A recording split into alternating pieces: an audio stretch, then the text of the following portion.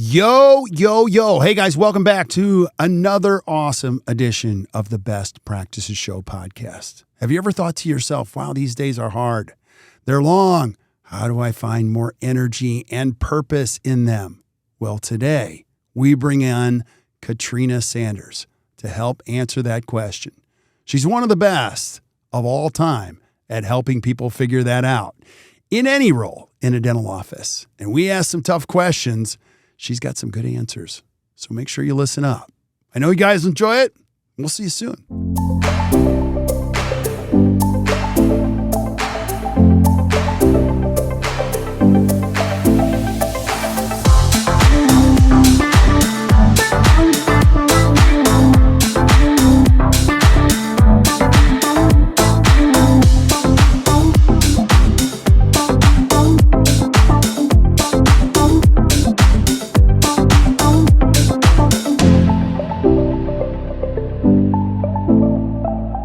Hey guys, welcome back to the Best Practices Show podcast. You are in for a treat today because I have the amazing rock star Katrina Sanders on today. And I actually don't even know what we're going to do. She's going to propose an idea and I'm like, let's go with it. And so I'm handing her the keys during this podcast. So put your seatbelt on. Here we go. Katrina, thanks for being on. I appreciate you.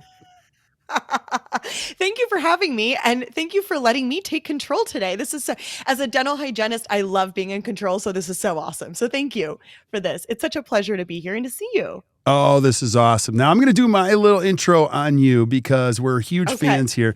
Now, Katrina Sanders, if you haven't seen her speak, you are missing out. She is a genius, and you're an inspirer. You're a sommelier. You are just a very, very gifted speaker, teacher. I love your verbal skills. Your verbal skills are among my favorite.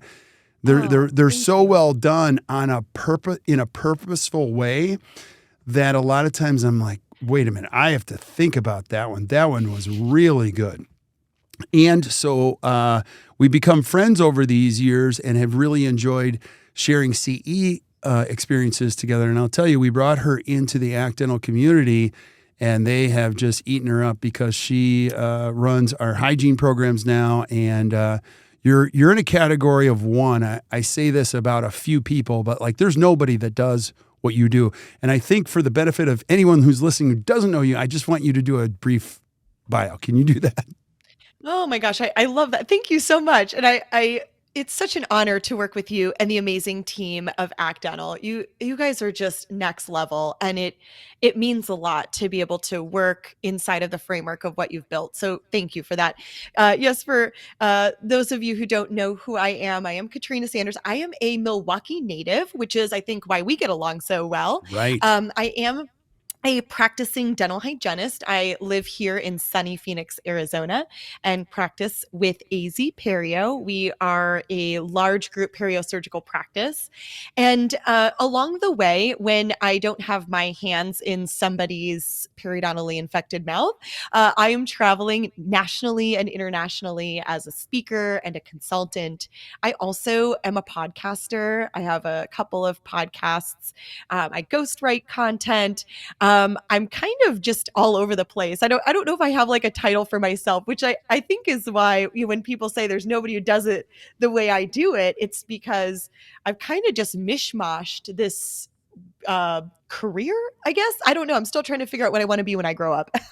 So whatever that is, it's not about necessarily what it is that I do, but why it is that I'm doing what I do. And I think that is, to quote Simon Sinek and, all of the amazing things that he does in his work, it really comes down to letting that, the why, the purpose driven, the mission behind what it is that you're doing, create the scaffolding. And that's really thrilling and also horrifying because when you wake up one morning and you think, I'm a sommelier, so I love wine. I'm a dental hygienist. I love talking about teeth. I am a self-proclaimed humanitarian in that if I could do what I wanted for the rest of my life, I would travel the world and volunteer, offering, remote dental services to underserved communities, and helping our homeless animal population, and spreading awareness about the benefits of organ and tissue donation. Gosh, if I could just do all of those things, I would.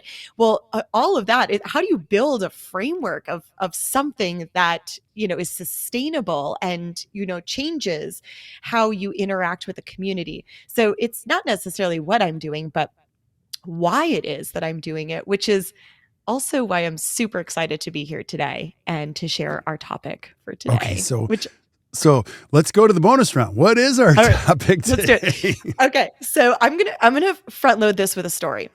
Okay. So, as a speaker and a consultant, I travel and speak a lot. And I'm in this current period, as a speaker, Kirk, that, we hit these like moments where like the spring seems super busy, the fall seems super busy, right? It's speaker season. You're bopping from city to city, you're in and out of time zones.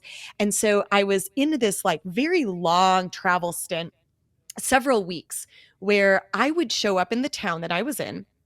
I would present my program super early in the morning. Like, keep in mind, my body's on West Coast time. So when I have to speak at 8 a.m. East Coast time, that's 5 a.m. my body's time. And, so you're waking up early. You're not, fully focused. You're not fully taking care of yourself because, gosh, you got to be there, got to be ready to present all these things. And so I started to experience some laryngitis, where my voice would just squeak out enough to present like a 3-hour program. And then my voice was completely blown out. So then I'd have to go on vocal rest for the next 12 hours until I got to my next city. And then you have to show up and it's like, oh gosh, sipping enough hot tea to like get through the day. Right. So this was me. And this was like week after week. I mean, I was getting to the point where my friends were like, are you okay? Because usually you call us and check in and you haven't called. And it's like, I can't, I have no voice. So I'm traveling, zigzagging in and out. I was international. I'm speaking for an organization, recording a webinar before I speak for the organization, doing all these things. Hop on an airplane. I fly into none other than Kansas City, Mo. So I fly into Kansas City. You know where I'm going with this. I fly into Kansas City and I get there late at night. I have to present in the morning. I have no voice and I have to present all day. Morning session, afternoon session, 3 hours in the morning, 3 hours in the afternoon. I'm walking into my room and then I hear, holy crap, it's Katrina Sanders. And there you are, Kirk, right behind me. And it's like, oh my gosh, hey, and I'm trying to squeak out saying hello and we have our pleasantries. And then I present my full day of programs and you, my friend, are next door. You are in the room next door and they have just one of those like little paper thin like conference room dividers that have like divided us. So you're like high energy, just booming, like bouncing off the walls. I mean, you come in with it. And here I am like, and another thing about periodontal disease, like trying to like squeak it out. And I realized in that moment that I had something that I needed to learn from you. Uh-oh. And that was about how you find the focus around what it is that you're doing, how you find the love and the passion and the excitement, because that morning you came in and you had energy and you were just so excited to be there. That energy is palpable. Energy, it cannot be created nor destroyed. It can only be transferred. And you're sitting there and you just have this like boundless energy. And I think anybody who interacts with you knows you have an incredible layer of energy to you. But you also get energy from the things that you're doing, the people you're interacting with, the dynamic of the work that you're doing, the lives that you're changing, the impact that you're creating, that there is an energy source back and forth. So you are now in this like beautiful space of, I guess Maslow's would call it like self-actualization, where you love what it is that you're doing so much, right? That you are just in this essence and it's just pouring into you. I want to talk about that because I think it's so easy when, for me as a dental hygienist, when I graduate from hygiene school, and I love what I'm doing and I'm living my best life because, oh my gosh, I just started practicing and how exciting that my first paycheck and all these wonderful things that are happening, a practice owner, you do the ribbon cutting and now I own this practice. Look at my name is on the door. How exciting. It is so great to bring the energy there. And then there are the moments we experienced this during the pandemic where it was like, I don't know if I can feel, the joy, the energy right now and be able to pour back. So how, Kirk, how do we create this space where we fall so in love with our work and we allow the best parts of our work to continue to fuel us to find deeper layers of love inside of our work? Okay, so I don't know. I'll give you a couple things, but you can't use my name and Maslow in the same vein. Like that's just not even. Come to my house today. You'll be completely underwhelmed. You'll be like, okay, I'm going to retract that statement and that one and that one and that one.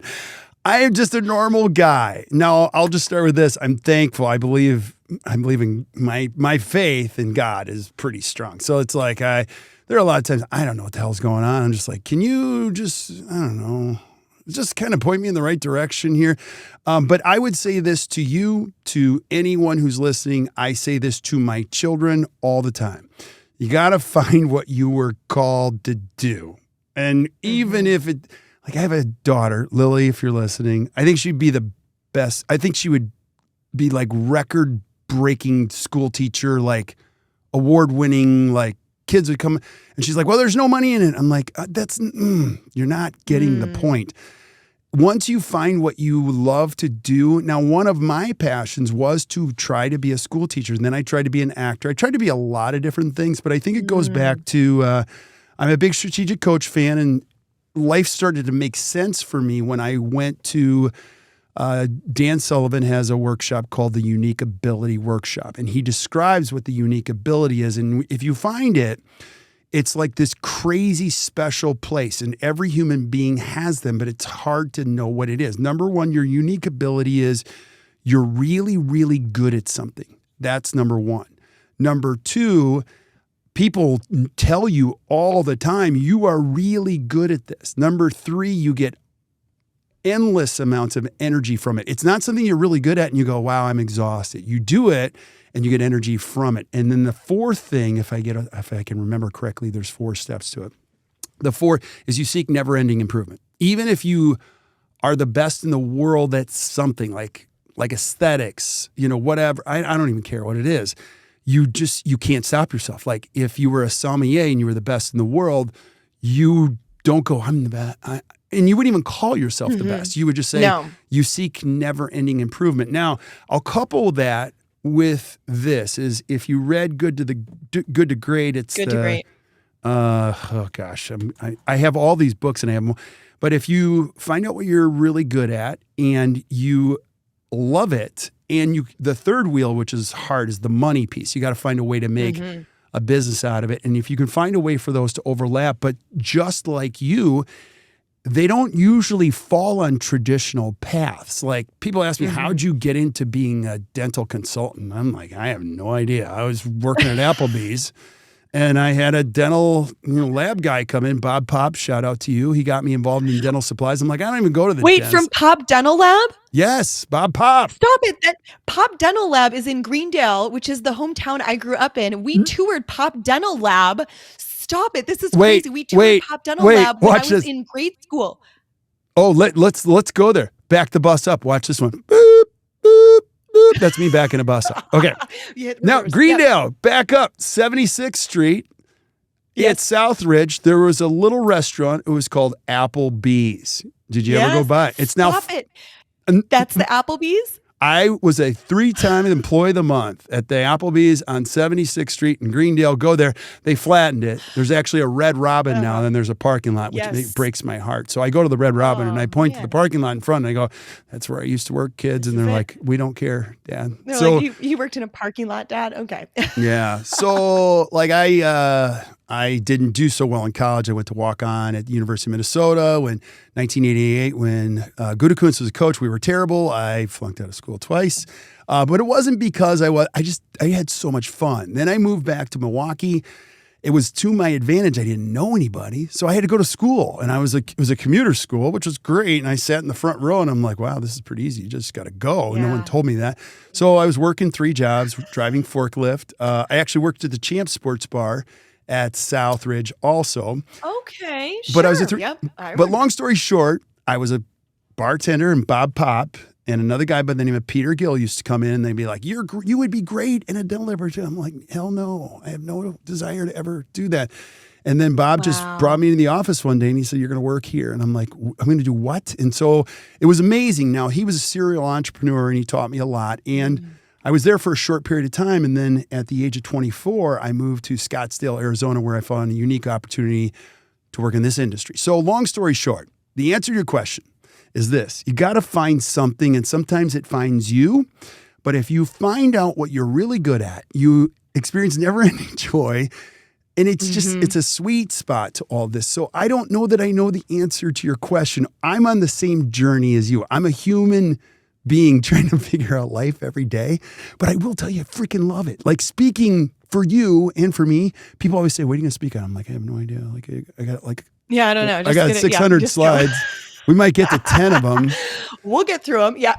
Do you not do that? Yeah. Sometimes you're like, I've prepared 600. I've made it through 10 and it's been 3 hours. So, oh no, here we go.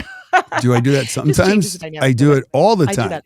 Okay, good. As long as So you and I are on the same page. So this is crazy. We literally have the same journey. So I grew up in Greendale, went to Pop Dental Lab as a field trip, which is how I fell in love with dentistry. come on, Went seriously? Yes. Went to the University of Minnesota, graduated from the U of M, moved down here to Scottsdale. It's where I practice currently. And then, of That's course, Milwaukee is crazy. where I call home. We literally have like the same life. That's like so nuts. Um, I love this though, because when you talk about unique ability, and I think about how, yes, oftentimes inside of this unique ability, a lot of people think, well, that's easy because you're an entrepreneur. So you can build out the framework of whatever that looks like for you. But the reality is, inside of dentistry right now, we are seeing niched practices and we are seeing niched clinicians who are stepping into very unique roles inside of their practice, Right. where now if they are taking the time to reflect on these things. So number one, something that you're really good at. Gosh, I talk to hygienists all the time that are like, I'm really good at social media. Like I really enjoy posting videos or doing cutesy little reels and things like that on social media. Well, if you're really good at that, why are you not utilizing this as an aspect inside of what it is that you're doing in clinical practice, right? Right. Couldn't you take something like this and lift this into your practice? So, little things like that. What are some of the things that you're really good at? You mentioned it before. I'm a hyper communicator. And so when you see me in clinical practice, I'm not a professional speaker to a Right. room full of people. I have a patient sitting in my chair. Right. But inside of that, the communication piece that based on the skill sets, all the things that I've carried with me in my experience at Greendale High School and University of Minnesota, and now here in Arizona is such where now my role inside of that clinical practice is how can we take these hyper communicators in our practice and let them do what they do best. Right. So now we're creating these unique roles in our clinical practice where hygienists who are hyper communicators are the ones educating patients, doing those new patient consultations with doctor. Maybe we're the ones that are doing the hygiene boot camps where we're walking the patient start to finish through oral hygiene instruction, doing post-operative instructions. Maybe the hyper communicators in the practice, the ones that are really good at those things, are the ones that are taking those patients that maybe need a little bit more TLC, need a little bit more help and support in the practice. With understanding, I'm a little nervous about getting a connective tissue graft. Can somebody in the practice please connect with me and share a little bit of a Right. bit more information or answer some questions? Now the hyper communicators, these are things we're really good at. We get to step into those roles, which is interesting because one would assume that would be a traditional aspect of a clinical dental hygienist. Right. But gosh, it's not. You go back to your daughter and it's like, oh, I'd love to be a school teacher, but there's no money in it. It's like, well, we have to remove that. Right. So often inside of dentistry, we're so focused on a hygienist is only as good as the number of minutes that his or her fingers are in somebody's mouth.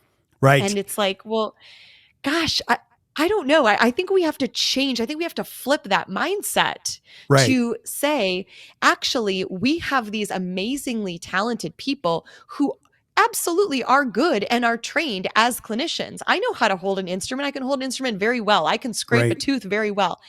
But there's so much more to me. And what one thing that I've found inside of clinical practice is how thrilling when you get to step into that so much more Right. inside of your practice, right? Well, let me ask you. So I'm okay. Let me throw the question you threw at me. You're really gifted. So my team. So I have a team member. She's like, "Oh my gosh, that's really Katrina. That's really her. Oh my gosh." She's like, "Oh my gosh, I can't wait to meet her." I'm like, "Oh my gosh!" Like, she was like starstruck when she met. She's like, "Oh my gosh, like she's amazing. I would like to be like her." How? I don't know that was the yes. exact conversation, but here's my question to you. You had this similar path. You got to Ralph and AZ Perio, which is no small deal. Mm-hmm. Those guys are serious. Like they actually intimidated the crap out of me when I first met them. I'm like, these guys know a lot. I don't know if I can teach you anything here. And then I got to know them. I'm like, they're really good people. You walked into a situation where you weren't just like, oh, let me share with you, I'm a sommelier and I'm very gifted and let me just take over here. You had to earn your stripes there. How did you That's get right. to a point where you started living more of your unique ability every day?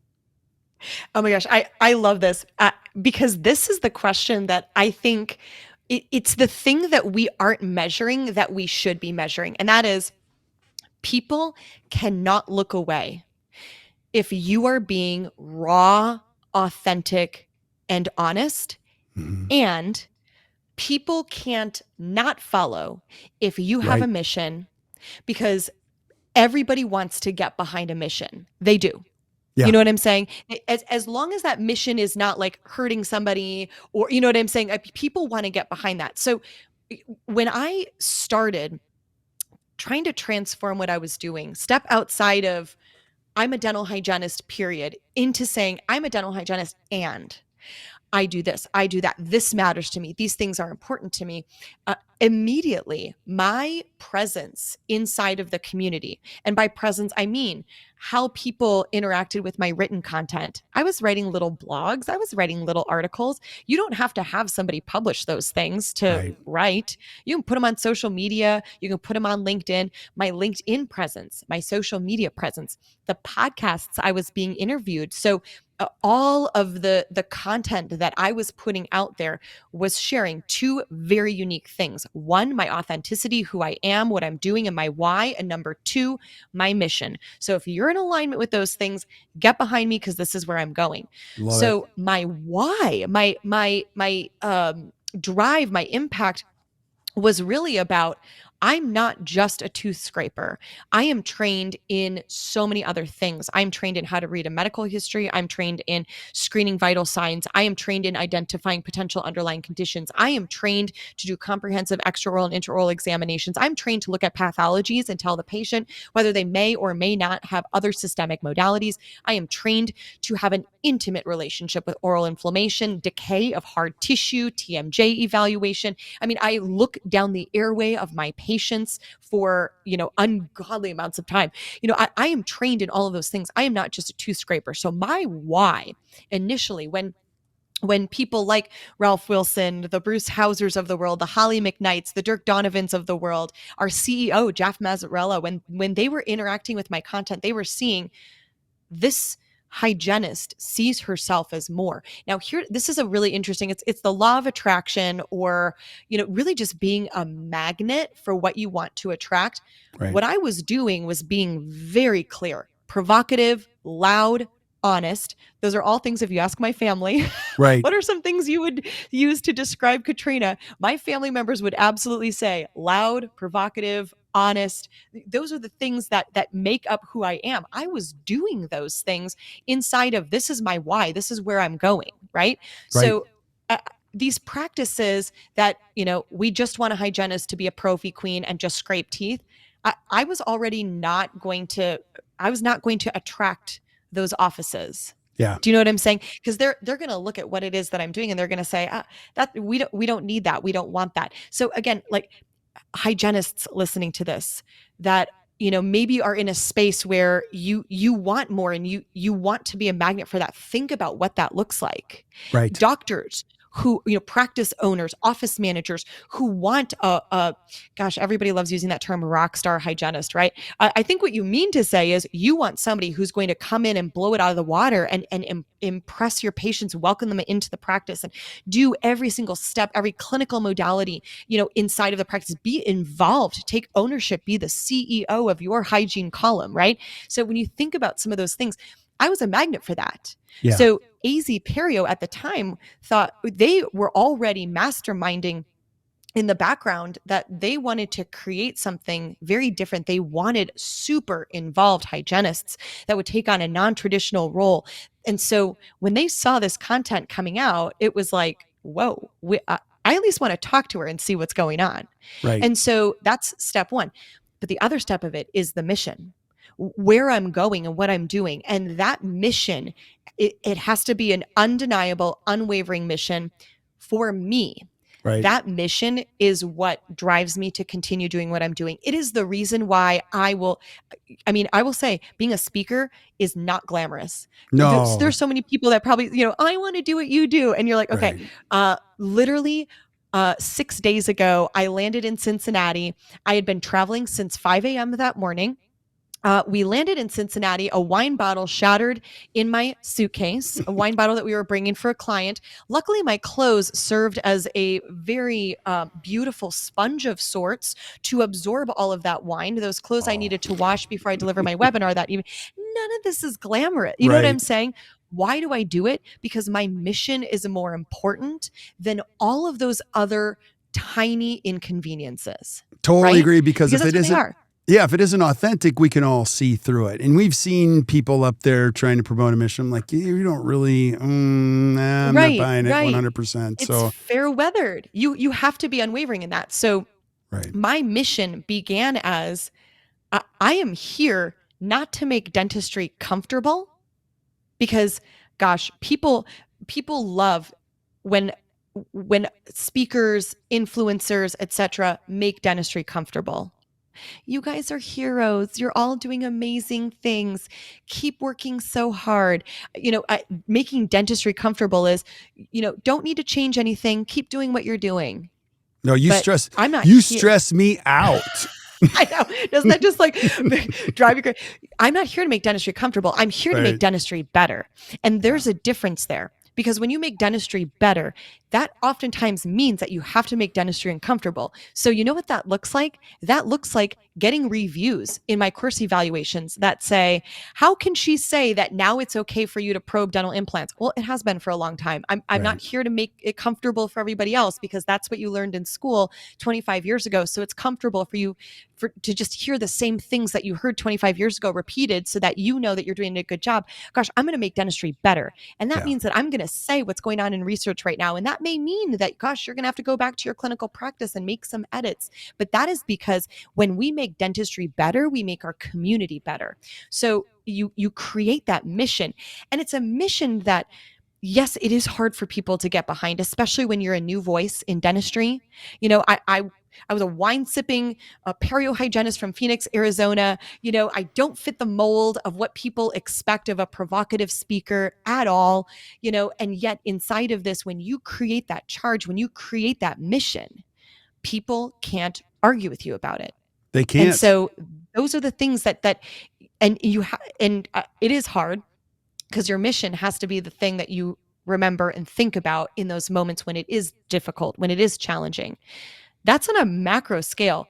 Working clinically, we oftentimes miss that so much. Right. How many times do we, as a hygienist, am I sitting there, I'm talking to my patient and I'm saying, I'm concerned because your gum tissues are infected. I'm concerned because we need to address this active infection. I know it's not hurting you in your mouth today.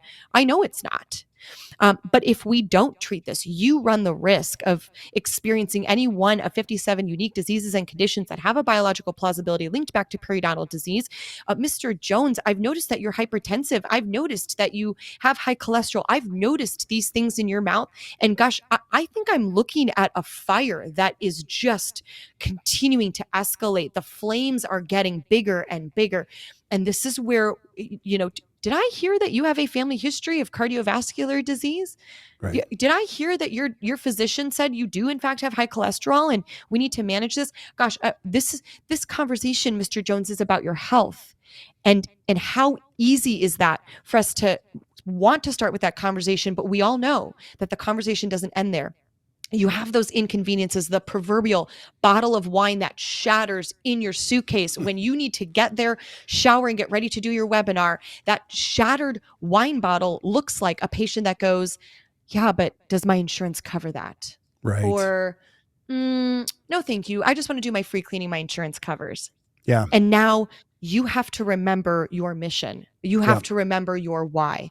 So, what is your mission for Mr. Jones? If it's all about production, if all you're doing in the practice is talking about your numbers and your production, and you're not talking about the core values of the practice, moving your patients from a state of disease to a state of health, right? If you're not talking about that, it's important to change some of that vernacular, or rather, it's important. You can hear my dogs getting all excited in the background. Love it. It's important to change the way you communicate that so that your patients understand. Mr. Jones, I am not here. I am not here to bill the heck out of your insurance. I am not here to invoice the heck out of you.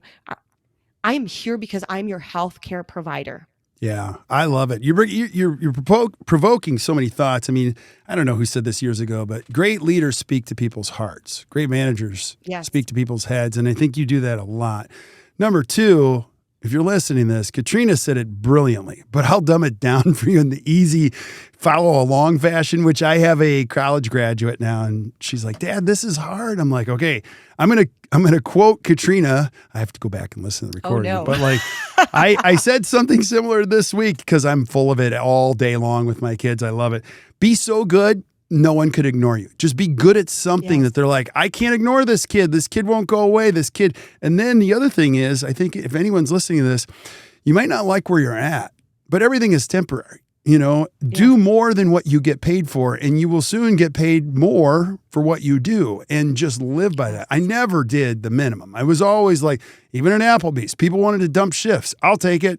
Like, that's crazy. Yes. That's a Saturday morning. That's like $200. I'll take it. And then when you put all these together, like your education and your communication piece, that's in order to be able to influence somebody, you got to be reading. I think you should always have a book in your backpack, something, taking a webinar, watching, Katrina, listening to a podcast, because you never want to get out of the car or finish a flight where you're the same. I want to be influenced by at least one token, one thought, one something. Don't you think? 100%. In fact, what blows my mind is how much, if you focus on something else or you expose your brain to something different, how if you're actually listening, you're paying attention, you're soaking it up, where you can pull inspiration from. Right. So, for example, I was sharing with you earlier before we hit record that yesterday I just landed back in the States. My amazing fiance and I were in Mexico, and we were there setting up some details for our wedding. We're getting married in gorgeous Tulum. And so I woke up yesterday morning, literally in a treehouse in the jungle. Like, there was a natural cenote right there. Woke up, had a cup of coffee while I'm sitting there in this natural body of water, beautiful food. And I thought, it's a Tuesday today, and the rest of the world is happening. Everybody's waking up, everybody's doing things. And I am so fatigued from being in the middle of busy season as a speaker, but here I am on a Tuesday, and I'm just being.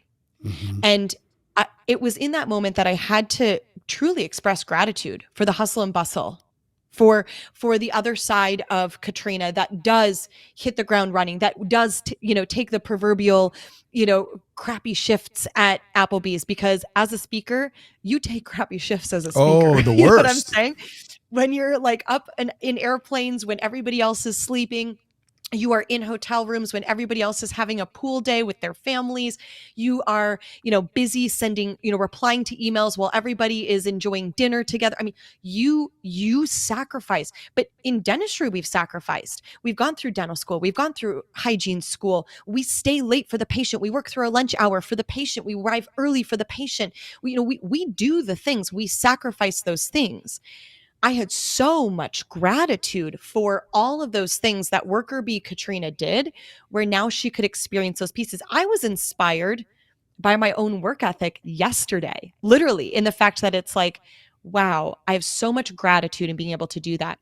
And I think one of the things that we get so focused on when we're in the hustle and bustle is doing the hustle and bustle and not giving ourselves the space, the latitude, the grace to absorb or soak other things. So I too, I've got about 4 books that I'm reading all at the same time, and then 3 books that I'm listening to on Audible. And part of the reason why it takes me so long to get through these books is because I'm soaking up so much from it. I'm stopping, I'm reflecting, and I'm thinking, what lesson can I pull from this information? What details, how can this inspire or empower me? Sometimes it's not in my work. Sometimes Right. it's just, how can this empower me or inspire me to be a more empathetic person? Empathy is not a strength of mine. I'm trying really hard, but it's not on the Gallup strengths quest. Empathy is not high for me. Really? I which didn't is know that. yeah which is it shocks people because I'm a dental hygienist, which goes to something you should be really good at. Dental hygienists should be amazing empaths. I'm not super empathetic. Things have happened to me over my lifetime that have made me more empathetic. I'll give you an example. When my mom passed away, it changed the way that I interact with people, so much so that, for example, when my assistant says, I'd like to have the day off so that I can go and, my mom is in town and I'd like to spend time with her. Well, gosh, that hits differently now. For You know sure. what I mean? As now it's like, oh my, yes, family comes first, always. Family is the most important thing. So those little things happen. So sometimes when I'm absorbing content or I'm pulling inspirational pieces from around me, it's not even just, well, how can this make me a better speaker? How can this make me a better business owner? How can this make me a better hygienist? But how can this make me a better human? Because Right. at the end of the day, when people are working with me and getting behind my mission, they're getting behind me and who I am as a human, Yeah. the things that are Totally. important to me, right? So 100 those are the 100%. things. Yeah. It reminds you, Frank Spear said this years ago. He said, don't try to get through books, get from books. I'm like, what the hell does that mean? He's like, I got a book on the toilet in my backpack. I can't remember where he had them all over the place. But I love that because I was trying to get through books. And now I get Yes. from books where I'll just, ooh, that one makes sense to me and where I'm at in my life. Ooh, that one. And so I'm looking for a quote, a thought process, 1, Yes. 2 to 3 a day, and a podcast in the morning. Anything that I'm listening to, I'm like, I'm trying to get one thing on the way to work today or just inspire me. And like you said, it just naturally fits into your bucket. I want you to speak to this. Yes. But Katrina, there's no roads where I'm going. Yeah. I really believe in what you've said and what you're all about. When you put these, no one would ever pick to be a sommelier, an educator, a perio expert. Like that's not even a traditional path for anyone. What would you say to anybody listening? Like, how do I pick a path that energizes me a little bit more every Yeah. day? I love that. I love that. So I think the first piece is, to your point, I even wrote this down in the unique ability. Uh, Take the time to really reflect on what are the things that you are really good at. Right. And some of those, like I'll say, I'm really good at hula hooping.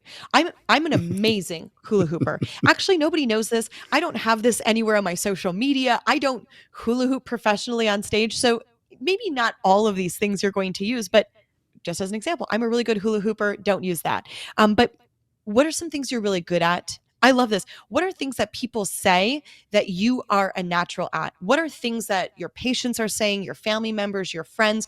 What are the things that people reach out to you for? Right. Right? What are things that people are asking you for? My sister-in-law and my brother just got married recently.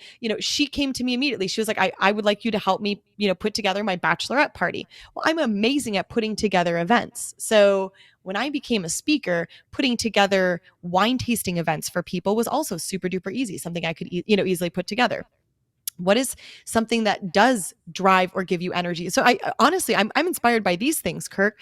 And where do you continually want to level up and next level? Right. Inside of that, honestly, I will say, when you build the framework for this, the first things that I said to myself, and I'm going to openly admit it, when I wrote out my list, because I had a guided journal. This is how I got my start. The guided journal literally asked, what are you really good at? What do you love? Money's no object. You're going to do this thing for the rest of your life. What are the things that you would do every day? Right. And I've shared this with you before on the podcast. People say like, oh, I would just, drink, cocktails and hang out by the beach. Okay, that gets really boring really fast. For Like sure. seriously, what would you do if you could do whatever? So I'm hearing you love travel. Okay, so travel's on there. That's really great. You love to travel. That's amazing. So what is it? What are things that you can do? You love to travel, that you can do those things. Well, I'll say as a speaker, I do a heck of a lot of traveling, right? So Right. if I loved travel, I don't love travel as much as I'm doing it right now. But if I loved travel, gosh, this would be a great space for me. So think about some of those things. What are the things that you could do every day over and over and over again? It's going to fuel you. It's going to give you energy. What are those things? And here's the thing. Most of us are selecting things that actually other people love too. Right. I was asked this during a branding program I did last week. Somebody raised their hand and they said, okay, so this is weird. You have a line of wines only for dentistry. Like you have niched down so much that these wines really only make sense for dentistry. So does that scare you that you've created a line of wines only for dentistry? And I said to this person, this was during a branding program, I said, actually, that doesn't scare me at all. That thrills me Right. because that means nobody else is doing this. Nobody else has created wines for dentistry. And by the way, there are a lot of dental professionals out there, and a lot of them like to drink wine. Yeah. So I have created something that nobody else can do. And how powerful is that? 100%. And then people that are bought into who you are and your mission. I will say this, the wines are excellent, but then there's also stories. The wines have stories. Yes. They're not just, look at this label, I found it on the side of a building. Like there's a story behind, the batch, the vineyard, Yes. how it came about, and then what you're doing to change the world outside of dentistry, which I want you to talk about too. It just doesn't end at the wine. It goes elsewhere. That's right. Now, here's the one thing I'll say. A lot of people see me. I've been doing this for almost 7 years. So people see me where I am and they're like, wow, that's amazing. I want to do that. It took me 7 years. It took me 7 years to get here. And I'm still going. My hope is my business does not look the same in 3 years that it does today. For Right? sure. Because again, that's something I want to continue to improve upon. I want to build upon. I would love to have a similar framework. I would love to continue to drink wine, talk about dentistry, help nonprofit organizations, help empower, elevate, create awareness, support my community in excellence. I would love to continue to do those things. But I'm continuing to level up because I want to continue to create impact. So our wines all support nonprofit organizations. Our red and our white support a nonprofit organization that delivers humanitarian dental work to underserved communities in Africa. Well, when I was there last summer, when I went to the piece of land that we are going to be building mom and dad's memorial library on top of, when I stood there and I saw the faces of the community, the people, the children who are going to read the books in the walls of this library that we're building, like you have to literally be heartless to not sit there and go, I am obsessed with this and I want to do this every day, all the time. And it's exciting and it's thrilling and it's magnificent. Well, this is a small piece of what I can do right now. What about in 3 years when I'm continuing to do more and I'm growing and I'm expanding and I'm evolving and more people are behind me? So I went to Africa last summer. I was the only dental practitioner. I had 2 podiatrists. They were super useless when it came to the dental needs. You know what I mean? They could like hold a suction. That was it. They were useless. But it was just me. Well, next time I go back, you better believe I'm going to have a group of people Yeah. who saw what I did and want to be a part of that. And then the next time after that, that group is going to be even bigger. And then we're going to develop educational content. So now we're going to be training the dental practitioners in Rwanda in how to do the work that we do in the States so well. We're going to continue that. We're going to grow and we're going to escalate. But it didn't start there. It started Right. with something small, itty bitty, connecting with people, meeting with Dr. Thomas Lee over a Zoom meeting and saying, "This is amazing. How can I help? How can I be a part of that?" But it began with me being that magnet Yeah. and making the decision, deciding. And that decision is a horrifying decision to make because Oh, you are placing like max bet. This is like Las Vegas. You are max betting. You are putting all the chips in on yourself, on who you are, on the missions, the things that matter to you, the things that drive you, the things that excite you. And you are making an assumption that the very things that excite you excite other people in your community, in your world. right. And that that is horrifying. But I will say, if I could go back in time and tell myself anything 7 years ago when I started writing all this out, if I could tell myself one thing, it would be just do it. Yeah. Just leap. Yeah. Be fearless. Go. Because my biggest regrets are when I held back, when I thought, "Oh no, that's slide is too pink. It's going Right. to offend people. Oh no, this research study, dentistry is not ready for that." When I held back, those are the things I regret. Yeah. Now, being able to go all in and say, "Yeah, I have pregnant women come to my wine tasting events. They don't drink the wine, but they come. Why? Because they're not just there for the wine. They're there for me. They're 100%. there to interact with their colleagues. They're there to absorb the content. They're there to be moved and inspired. It's not just about a one thing. Do you know what Yeah. I'm saying? And so I've created this where it's like, this is where we're going. Right. And that mission becomes a critical driver. Totally agree. Totally agree. And, even when you go all in, like you said, it's terrifying. You fall down a lot. And what you have to do is you got to be vulnerable and open enough to say, listen, that sucked. And Yeah. somebody will, if you care enough about people and where you're going, you have a lot of people that will go, come over here. Don't do that. No, no, no, no. Don't There's do a that better again. Yeah. way to do this. Oh, you make a lot of mistakes. Absolutely. Yeah. Oh, and if you don't have the people around you, it beats you down emotionally, mentally, and you do want to quit. The first, 26 years of doing this, the first 12, I wanted to quit a lot. And I actually thought about it Yeah. quite a bit because it's a hard, long journey. And like you said, Pete Dawson said this to me, it takes 7 years to become an overnight success. And you got to be careful what you wish for. And the other thing about speaking, gosh, we could do a whole thing on speaking. John Cranham, shout out to you. He would call me every April or May. And this is what he would say. "You a little crisp? Hi, you're crisp, aren't you?" I'm like, "Yeah, how do you know that?" Every April or May, every speaker's like crisp.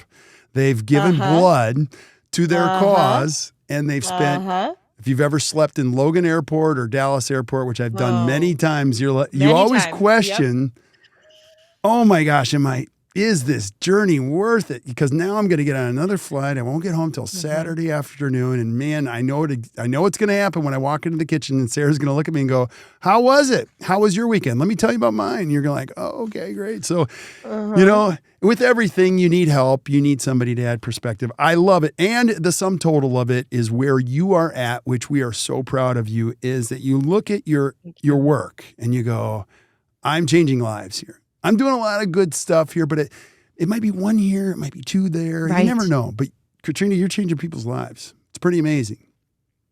Thank you, Kirk.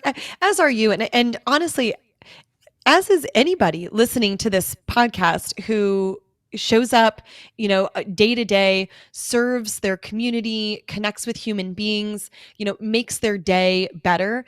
We all, one of my favorite quotes, this is from the musical Godspell. In one of the songs, "A Beautiful City," the lyric says, "We may not reach the ending, but we can start slowly, but truly mending, brick by brick, heart by heart." And I love that because it really means like I may not reach the end, I may not hit my absolute mission, but every audience member that I connect with, every patient that I serve, every person who listens to something that I'm doing is getting a small piece of me. Yeah. And I implore anybody listening to this to consider that what they're doing on a daily basis, waving to somebody when you're driving in your car, smiling to somebody when you're in the elevator, complimenting somebody. I was with my sister in Boston. Speaking of Logan, I was with my sister in Boston a few weeks ago.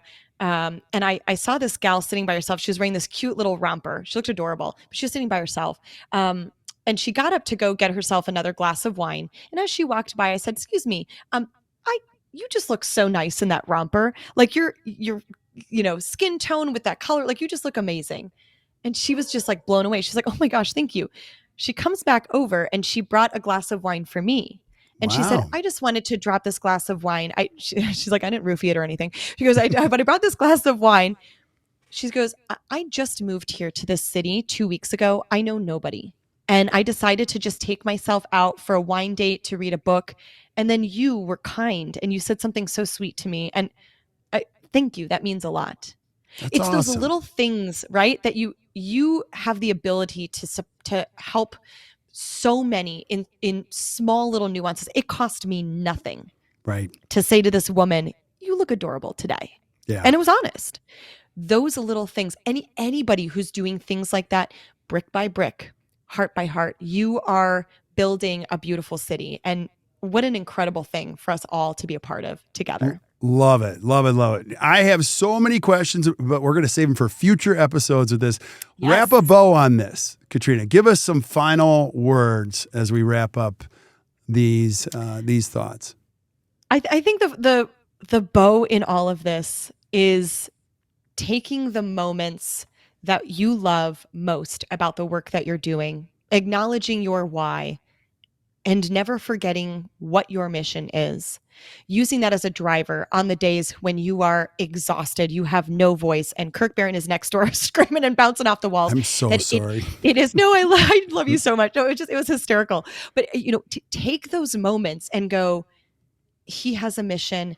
I do too. And we are both here screaming as loudly as we can for that mission, and recognize that it is also an incredible honor to share in that mission with people who are like-minded. So, Kirk, thank you for screaming through the walls, because that absolutely echoes the passion that I have, the drive I have. So thank you.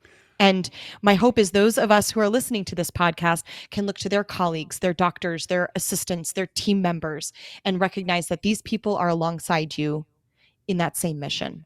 Well, I'm glad that you looked at me screaming through those walls is a good thing. Other speakers do not think that. They're like, "Oh, Lord, he's the kid in class that always gave me problems. He's the kid goofing off that I couldn't pay attention." And so we all have a role to play. We all have a role. We all do it beautifully. Amen. Amen. So Katrina, you are the best. I'm going to just say this now. If you're not taking notes, don't worry. You know the jam here. We are taking notes for you. Everything that Katrina and I have talked about is down in the show notes. So if you want to find out more about what Katrina does, and I'm going to encourage you to follow her. Just flip up to the notes and Stitcher, iTunes, Spotify, Google, doesn't matter, Amazon Podcasts. It's all right there. And I'm also going to encourage you to check out her courses. Most specifically, the one that we're hosting here, it always sells out. It is freaking amazing. If you're looking for a place where you guys can change the way you think, calibrate, and take it all to a level up, like you said, like she will stress you out in a good way that you'll go back and go, "Okay, we got some work to do." So you'll see our next course, and then we have some courses lined up with her later, will be lined up below, and then all of her wines, all that kind of stuff. So make sure you check it out. So Katrina, you're the best. I really appreciate you, my friend. You're the best. Thank you so much, Kirk. I appreciate you. This was a delight.